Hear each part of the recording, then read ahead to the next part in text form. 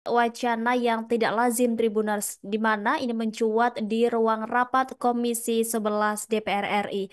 Sejumlah anggota Dewan mulai melirik sektor yang selama ini dianggap tabu sebagai sumber baru penerimaan negara bukan pajak atau PNBP, yaitu legalisasi kasino. Usulan itu mencuat saat Komisi 11 menggelar rapat kerja bersama Direktorat Jenderal Anggaran Kementerian Keuangan pada Kamis 7 Mei lalu. Galih Kartasasmita yang merupakan anggota DPR dari fraksi Golkar mencontohkan langkah berani negara-negara seperti Uni Emirat Arab yang tengah menjejaki legalisasi kasino demi menggenjot pendapatan negara. Galih melihat adanya kesamaan antara Indonesia dan Uni Emirat Arab di beberapa aspek seperti melimpahnya sumber daya alam hingga di bidang penyedia jasa sehingga memungkinkan Indonesia juga bisa membuka kasino legal untuk menambah pemasukan negara. Wacana melegalkan beroperasinya kasino muncul di tengah gencarnya pelarangan judi online. Terkait usulan Gali tersebut, Kementerian Komunikasi dan Digital atau Komdigi memberikan responnya.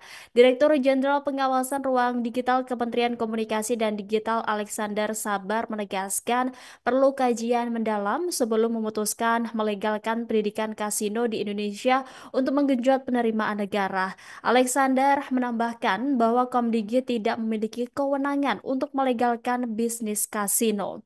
Karena itu dia enggan menanggapi lebih lanjut soal wacana tersebut. Sementara itu Majelis Ulama Indonesia atau MUI juga dengan tegas menolak wacana tersebut. Ketua MUI bidang dakwah dan ukhuwah Kiai Haji Khalil Nafis menyebut wacana itu sebagai bentuk ancaman nyata bagi moral serta kesejahteraan rakyat kecil.